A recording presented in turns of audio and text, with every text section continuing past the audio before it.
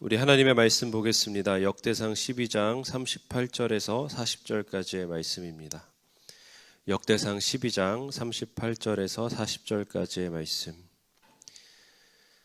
네, 우리 다 찾으신 줄로 알고 한 목소리로 봉독하겠습니다. 시작.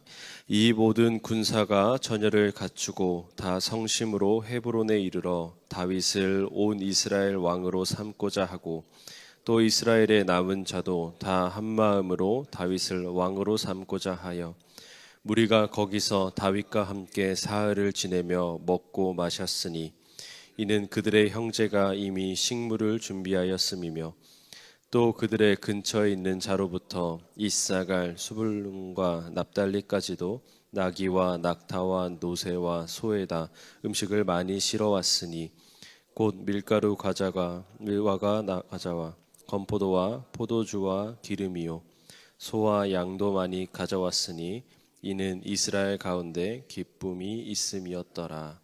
아멘. 여러분, 세상을 살아가다 보면 우리에게 중요한 것이 여러 가지 있는데 우리가 어떤 중요한 위치에 가거나 역할을 담당하게 될 때 중요한 것이 있습니다. 그 중에서도 명분이라는 것이 우리에게 참 중요하죠. 우리가 정치적으로나 또 사회적으로 세상을 살아가면서 이 명분 싸움이라는 것을 하게 됩니다. 고대 이스라엘 사람들에게 그러한 의미에서 왕으로서 또 사회의 지도자로서 명분을 주는 가장 중요한 것이 있었는데 그것이 무엇이었을까요? 네, 바로 하나님께서 그 사람을 부르셨고 또 그 사람을 임명하셨다는 것이었습니다. 하나님께서 그 사람을 세웠는가? 이 기준을 가지고 사람들이 바라보고 또 그들은 그것을 기준으로 판단했습니다. 우리 오늘날로 따지면 종교적인 명분이 중요한 거죠. 예를 들어서 우리나라의 대통령이 뽑힐 때 목사님들이나 아니면 우리 교회 성도들이 인정하는 사람이 대통령으로 뽑힌다거나 우리가 하나님께 기도하면서 받은 그 명분으로 그 사람들이 정치적인 입지를 다질 수 있는 사회였던 겁니다. 근데 오늘날 보면 그렇게 정치적인 명분이 필요할 때 다윗의 왕의 이런 정치적인 명분이 되어준 사람이 있습니다. 바로 누굴까요? 네, 바로 다윗이 목동이던 시절에 찾아와서 기름 부었던 국가 공인의 선지자 누굴까요? 사무엘이었습니다. 다윗은 이미 사무엘 선지자로부터 기름 부음을 받았고 이 기름 부음 받은 것은 이스라엘의 왕으로서 기름 부음을 받았기 때문에 다윗은 이미 왕이 된 사람이었습니다. 어쩌면 왕이 될 운명을 타고난 사람이었고 예언을 받은 사람이었습니다. 그런데 다윗은 여기서 한 걸음 더 나가는 모습을 보여줍니다. 오늘 본문을 보면 역대상 11장과 12장에 다윗을 지지했던, 그를 왕으로 세우는 것에 혁혁한 공을 세웠던 군사적인 지지자들 또 정치적인 지지 세력들에 대해서 기록하고 있습니다. 용사들의 이름뿐만 아니라 12장에 들어서는 각 지파별로 몇 명이 이스라엘의 왕이 되는 것을 지지했는지 기록하고 있는데 오늘 본문에 정말 주목하고 싶은 부분이 있습니다. 바로 38절 후반부에 보면 이렇게 기록하고 있습니다. 또 이스라엘의 남은 자도 다 한마음으로 다윗을 왕으로 삼고자 하여 라는 부분입니다. 여러분, 여기서 남은 자라는 것은 어떤 것을 뜻할까요? 다윗을 정치적으로나 군사적으로 지지하는 세력이 아니라 모든 백성을 의미하는 겁니다. 이는 군사적으로 또 정치적으로 지지하지 않더라도 모든 사람들이 다윗이 왕이 되는 것을 인정할 수밖에 없었고 또 그 사람이 왕이 되는 것을 기뻐했다는 것을 드러냅니다. 또 그것을 축복했다는 거죠. 다윗은 이렇게 하나님께 인정받는 것을 넘어서 모든 백성들이 그래, 저 사람은 왕이야 라고 인정할 수밖에 없는 사람이었습니다. 성경은 이렇게 왕이 되는 장면을 이렇게 기록합니다. 40절에 보면 이는 이스라엘 가운데 기쁨이 있음이었더라. 여러분, 이 자체가 가볍게 읽고 넘어갈 수 없는 부분입니다. 그 사람을 지지하고 정치적으로 내가 이익을 얻을 수 있는 사람들이야 당연히 지지하겠지만 다윗이 왕이 되는 데 있어서 그것을 넘어서 이 사람이 그냥 왕이 되는 것은 우리 모두가 인정할 수밖에 없습니다라고 지지하는 것을 넘어서 기쁨이 그들에게 있었다는 겁니다. 이렇게 될 수 있었던 이유가 무엇일까요? 가장 먼저 그는 하나님께 인정받는 사람이었기 때문입니다. 아까 처음에 말씀드렸다시피 다윗은 이미 하나님이 인정한 사람이었습니다. 들판에 있을 때부터 또 도망자의 신세를 지낼 때부터 하나님은 그와 함께 하셨고 하나님이 그를 인정한 사람이기 때문에 다윗은 모든 사람들에게 기쁨이 될 수 있었습니다. 그런데 여러분, 이것만 있었을까요? 반대 세력이 그를 쫓고 있을 때 사울 왕이 정말 요즘으로 따지면 특전사의 특공 대대를 하나 만든 거예요. 만들어서 야, 저 다윗만 죽여라 라고 하면서 이스라엘 전체에서 가장 싸움을 잘하고 암살을 잘하는 사람들을 추려서 다윗을 추적하는 15년의 생활을 할 때 다윗이 베풀었던 모습이 있습니다. 사무엘상 23장에 보면 그알라 성을 구원한 사건이 나오는데 이때는 다윗이 사울을 피해서 도망치던 중이었습니다. 그알라 지역이 블레셋 사람들에게 공격받고 있다는 소식을 듣고 다윗과 그를 지지하던 그 당시의 무리들은 그 사람들을 보호해 줬습니다. 나 하나 도망치기도 바쁜 신세에 다른 사람을 보호하는 역할까지 감당한 겁니다. 23장 5절을 보면 다윗과 그의 사람들이 그일라로 가서 블레셋 사람들과 싸워 그들의 가축을 끌어오고 그들을 크게 쳐서 죽였으므로 다윗이 그일라 주민을 구원하느니라. 또 갈멜의 나발과 양떼를 보호했던 모습도 사무엘하 25장에 드러납니다. 다윗이 도망하던 중에 나발의 양떼를 보호해주고 그들에게 도적들의 표적이 되는 것에서부터 보호해줬던 모습을 드러냅니다.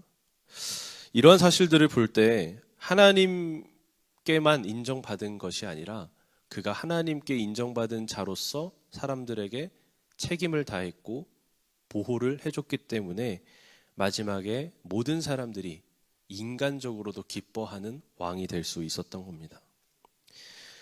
신약성경 디모데전서 3장 7절에는 교회 내에서 장로가 되거나 지도자가 되는 사람을 두고 이런 기준을 기록하고 있습니다. 외인에게서도 선한 증거를 얻은 자라야 할지니 비방과 마귀의 올무에 빠질까 염려하라. 이 말씀은 우리의 신앙생활이 우리 안에서만 인정받는 것이 아니라 외인들에게까지도 인정받는 사람들이 되어야 한다라는 것을 강조합니다. 여러분, 어쩌면 우리는 하나님께 다윗과 같은 명분을 받은 사람들 아닙니까? 우리 여기 모인 모든 분들은 하나님께 기름 부음 받은 자들 아닙니까? 예수 그리스도께서 피로 여러분들을 구원하신 명분이 있는 분들이지 않습니까? 우리의 신앙의 진실성이 단지 그것에 그치는 것이 아니라 외인들에게도 인정받는 책임과 역할이 함께 수반되는 그러한 그리스도인이 되기를 주님의 이름으로 축복합니다. 교회 울타리 안에서만 인정받는 것이 아니라 예수님이 말씀하신 것처럼 세상 사람들과 또 외인들에게도 야, 저 사람들은 빛이다, 저 사람들은 소금이다 라고 인정받을 수 있어야 하는 거죠. 믿지 않은 사람들 또한 우리를 볼 때마다 기쁨이 넘치기를 축복합니다. 남은 자들도 다윗을 보고 함께 기뻐했던 것처럼 이사갈 스불론 그 외지에 있는 사람들도 각종 음식과 짐승들을 가지고 와서 함께 축제를 즐길 수 있을 정도로 그가 왕이 되는 것을 축복했던 것처럼 우리가 그리스도인으로 살아간다는 것은 이렇게 기쁨이 되어야 되는 줄 믿습니다. 그러기 위해 우리에게 필요한 것은 하나님께 기름 부음 받았다는 확신입니다. 더 나아가 세상에서 빛과 소금으로 역할을 감당하는 책임감입니다. 저는 그리스도인과 교회에 한계가 있다고 생각했던 적이 있었습니다. 세상의 비판과 또 회의적인 시선, 또 매스컴만 보면 교회가 빛을 잃었고 맛을 잃었다라고 저 스스로 판단할 때가 있었습니다. 그런데 제가 그 모습이 깨지고 그 생각이 좀 바뀌게 되는 계기가 있었는데 그것은 바로 우리 교회를 세밀하게 쳐다보고 바라봤을 때였습니다. 여러분, 꿈의 교회를 보면요, 매주 노인분들을 위해서 반찬 봉사를 하겠다고 모이는 청년들이 있는 거 여러분 알고 계십니까? 우리 교회 교인뿐만 아니라 그저 어려운 형편에 있는 분들을 위해서 자발적으로 모이는 그런 아름다운 모임이 있습니다. 또 전도를 위해서 자발적으로 모이셔서 아이디어를 내고 또 그것을 가지고 매주 전도를 실천하고 계시는 전도대도 있습니다. 또 아이들을 위해서 묵묵히 끝까지 교사로서 헌신하겠다고 15년, 20년 근속하시는 분들도 많은 교회였습니다.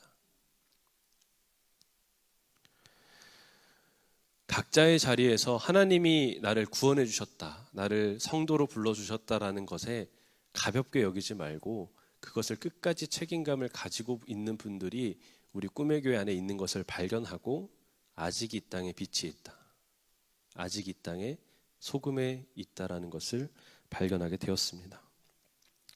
세상이 자신들의 즐거움과 또 자신의 지역을 홍보하는 특산품을 가지고 축제를 열 때 우리 교회는 생명사랑이라는 주제를 가지고 축제를 열지 않습니까? 그 축제에 우리가 꿈의 교회를 드러냅니까? 그 축제에 참여했다고 꿈의 교회에 오시라고 우리가 강요합니까? 그렇지 않잖아요. 그건 우리가 하나님께 생명을 구원받은 이들이기 때문에 생명을 사랑하며 살자고 이 세상에 외치는 하나의 부르짖음이 아닐까요?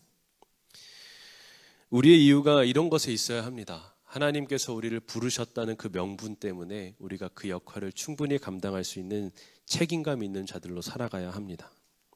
하나님께서 우리에게 그 이름에 대한 분량, 즉 명분을 주셨습니다. 그것은 그리스도인 예수 그리스도를 닮은 자라는 명분입니다. 그렇게 우리는 끝까지 책임을 다해야 합니다. 우리에게 명분을 주신 것은 하나님이지만 그 명분에 맞게 어울리는 역할을 감당하는 것은 나의 몫입니다. 여러분, 이 사실을 기억하시면서 하나님께 받은 구원의 명분을 사람들에게 빛과 소금으로 증거하며 살아가는 모두가 되시기를 주님의 이름으로 축복합니다. 기도하겠습니다. 하나님, 이 땅에서 빛과 소금으로 우리를 불러주심에 감사합니다.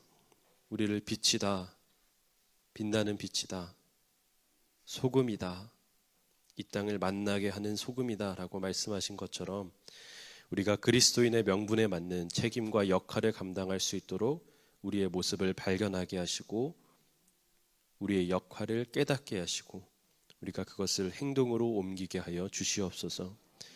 이 땅에 많은 사람들이 조건을 가지고 사랑하지만 우리는 조건 없이 하나님께 사랑받았기에 이 세상을 거저 사랑할 수 있는 자들이 되게 하여 주시옵소서. 하나님, 우리를 통하여 이 땅의 가정과 또 직장과 사회와 또 모든 사람들이 기쁨이 있기를 원합니다.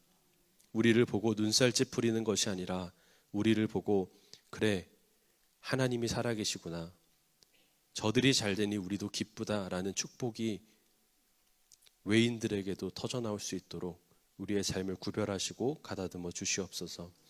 우리가 더욱더 사명에 집중하며 소명을 감당할 때에 하나님께서 우리에게 능력을 허락하여 주실 줄을 믿습니다. 우리가 그것에 집중할 때에 그의 나라와 그의 의를 구할 때에 우리 삶의 모든 문제와 질병이 떠나갈 줄을 믿습니다.